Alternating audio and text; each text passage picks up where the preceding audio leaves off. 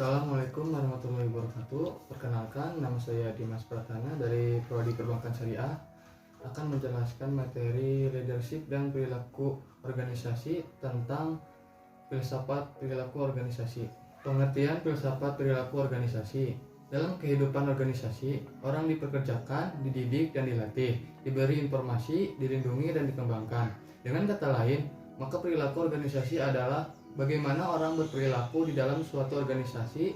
Beberapa penulis memberikan pengertian tentang organisasi secara berbeda, namun bersifat saling melengkapi. Organisasi adalah unit sosial yang saling sadar dikoordinasikan, terdiri dari dua orang atau lebih yang berfungsi secara relatif berkelanjutan untuk mencapai tujuan bersama atau berserangkaian tujuan. Dikatakan pula bahwa organisasi adalah suatu sistem yang dikoordinasikan secara sadar dari aktivitas dua orang atau lebih. Organisasi menurut pandangan Gibson, Evanson, Donnelly pada tahun 2000 adalah sebagai entitas yang memungkinkan masyarakat mengenjot penyelesaian yang tidak dapat dicapai oleh individu yang bertindak sendiri.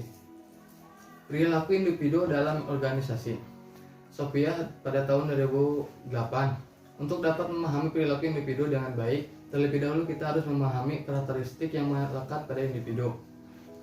Adapun karakteristik yang dimaksud adalah ciri-ciri biografis, kepribadian, persepsi, dan sikap.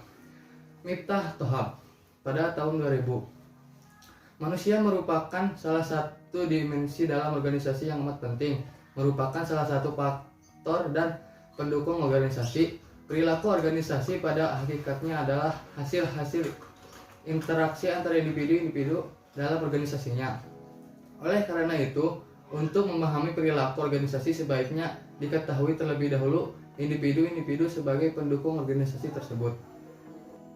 Perilaku kelompok dalam organisasi. Ada beberapa alasan mengapa manusia berkelompok dan berorganisasi.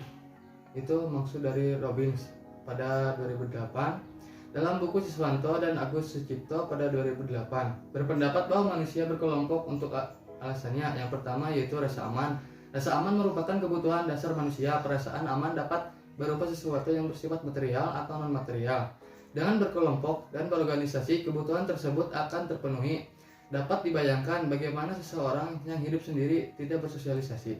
Yang kedua, harga diri. Dengan berkelompok dan masuk dalam organisasi akan memunculkan harga diri seseorang. Perasaan itu muncul karena dalam interaksi dengan kelompok terdapat kesaling tergantungan. Yang ketiga, afiliasi. Setiap manusia memiliki kecenderungan untuk berafiliasi. Afiliasi itu dapat terjadi karena memiliki kesamaan latar belakang, kepribadian, kecenderungan, hobi, dan kesenangan. Yang keempat yaitu status. Manusia memiliki sifat dasar ingin dipuji, diperhatikan, dan diakui keberadaannya. Dengan berkelompok dan berorganisasi, kebutuhan tersebut akan diperolehnya. Yang kelima yaitu kekuatan. Manusia memiliki kemampuan yang terbatas, kekurangan dan kelemahan yang dimiliki dapat ditutupi jika mendapat dukungan dari orang lain. Yang keenam yaitu pencapaian tujuan. Melalui organisasi, tujuan akan mudah dicapai. Sebagai sasaran dan alat, organisasi dapat digunakan untuk mempercepat proses tujuan bersama. Mengapa perlu perilaku organisasi? Terdapat sejumlah alasan di antara para pakar. Mengapa perlu perilaku organisasi? Adanya 3 alasan. Mengapa perlu mempelajari perilaku organisasi seperti yang dikemukakan oleh Pesio yang dikutip oleh Wibowo pada tahun 2013? Yaitu yang pertama, practical application. Dalam kenyataan real organisasi, ada beberapa manfaat memahami perilaku organisasi, antara lain berkenaan dengan pengembangan gaya kepemimpinan, pemilihan strategi dalam mengatasi persoalan, seleksi pekerjaan yang tepat, peningkatan kinerja, dan sebagainya. Yang kedua yaitu personal growth. Dengan memahami perilaku organisasi dapat lebih memahami orang lain. Memahami orang lain akan memberikan pengetahuan diri dan wawasan diri lebih besar. Dengan memahami orang lain, atasan dapat menilai apa yang diperlukan bawahan untuk mengembangkan diri sebagai pada gilirannya meningkatkan kontribusi pada organisasi. Yang ketiga yaitu increase knowledge. Dengan perilaku organisasi dapat menggabungkan pengetahuan tentang manusia dalam pekerjaan. Studi perilaku organisasi dapat membantu orang untuk berpikir tentang masalah yang berhubungan dengan pengalaman kerja. Kemampuan berpikir kritis dapat bermanfaat dalam menganalisis baik masalah pekerjaan maupun personal. Kontribusi disiplin ilmu pada organisasi. Perilaku organisasi merupakan suatu ilmu perilaku organisasi terapan yang dibangun atas sumbangan-sumbangan dari sejumlah disiplin ilmu atau Ripai dan Mulyadi pada tahun 2012. Di bidang disiplin ilmu yang menonjol tersebut adalah psikologi, sosiologi, antropologi, dan ilmu politik. Menurut Stephen V. Robinson yang dikutip oleh Badeni pada tahun 2013, ikhtisar sumbangan disiplin-disiplin ilmu tersebut adalah yang pertama psikologi.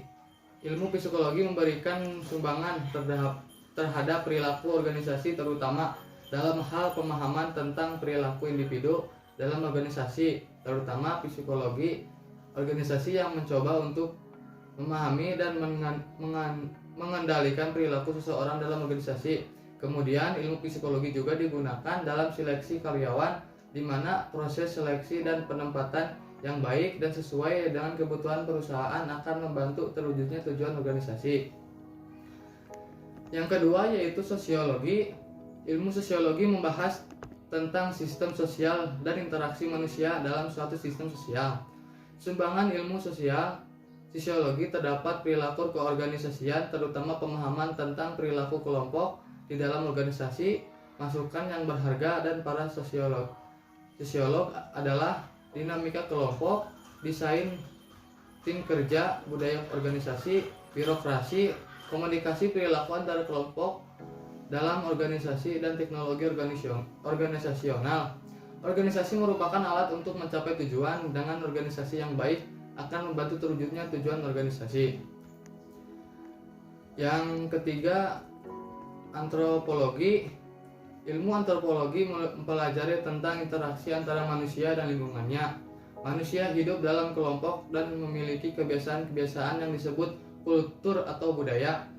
Sumbangannya dalam perilaku organisasi adalah membantu untuk memahami perbedaan-perbedaan sikap dan perilaku individu dalam organisasinya. Yang keempat, ilmu politik. Setelah 3 bidang ilmu di atas, bidang-bidang ilmu lainnya seperti politik, sejarah, dan ilmu ekonomi juga turut memberikan andil. Ilmu politik mempelajari tentang perilaku individu dan kelompok di dalam suatu lingkungan politik. Sumbangan dari ilmu politik terhadap perilaku keorganisasian terutama dalam proses pengalokasian wewenang dan pengelolaan konflik. Sedangkan ilmu sejarah terutama tentang sejarah dari pimpinan besar di masa lampau atau keberhasilan dan kegagalannya dapat dipelajari untuk dijadikan contoh. Yang berakhir dari ilmu ekonomi mencoba menjelaskan perilaku individu ketika mereka dihadapkan pada suatu pilihan. Keterkaitan disiplin ilmu terhadap perilaku organisasi. Khairul Umam. Pada tahun 2012, perilaku organisasi merupakan ilmu perilaku terapan yang dibangun dengan dukungan sejumlah disiplin perilaku. Bidang-bidang yang menonjol adalah psikologi, sosiologi, psikologi sosial, dan antropologi, dan ilmu politik. Adapun keterkaitan beberapa disiplin ilmu dengan ilmu perilaku organisasi yaitu psikologi merupakan ilmu pengetahuan yang berusaha mengukur penjelasan dan kadang-kadang mengubah perilaku manusia. Para psikolog memfokuskan diri dalam pelajari dan berupaya memahami perilaku individual. Mereka yang telah menyumbangkan dan terus menambah pengetahuan tentang OB atau teoritikus pembelajaran, teoritikus kepribadian, psikolog konseling, dan yang terpenting adalah psikolog industri dan organisasi. Yang kedua, sosiologi. Bila sosiologi memfokuskan perhatiannya pada individu, para sosiolog mempelajari sistem sosial tempat individu mengisi peran mereka.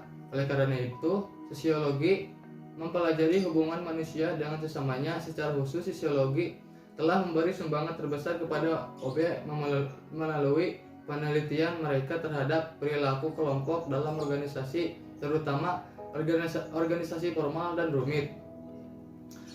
Yang ketiga, antropologi. Antropologi adalah studi tentang masyarakat untuk mempelajari manusia dan kegiatannya.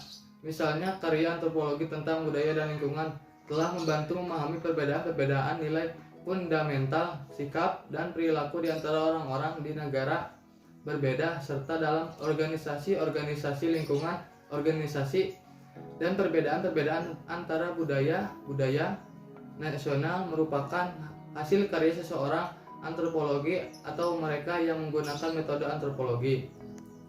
Yang keempat yaitu ilmu politik. Meskipun sering diabaikan, kontribusi para ilmuwan politik signifikan dalam memahami perilaku dalam organisasi. Ilmu politik mempelajari perilaku individu dan kelompok dalam lingkungan politik. Topik-topik penelitian spesifik di sini antara lain strukturasi konflik, alokasi kekuasaan, dan bagaimana orang memanipulasi kekuasaan dan kepentingan individu. Kesimpulannya, perilaku organisasi berkaitan dengan bagaimana orang bertindak dan bereaksi dalam semua jenis organisasi. Dalam kehidupan organisasi, orang dipekerjakan, dididik dan dilatih, diberi informasi, dilindungi, dan dikembangkan. Dengan kata lain, maka perilaku organisasi adalah bagaimana orang berperilaku di dalam suatu organisasi. Perilaku organisasi merupakan suatu ilmu perilaku organisasi terapan yang dibangun atas sumbangan-sumbangan dari sejumlah disiplin ilmu. Bidang disiplin ilmu yang menonjol tersebut adalah psikologi, sosiologi, antropologi, dan politik. Mungkin sekian yang dapat saya sampaikan, kurang lebihnya mohon maaf. Ditutup wabillahi taufiq wal hidayah. Wassalamualaikum warahmatullahi wabarakatuh.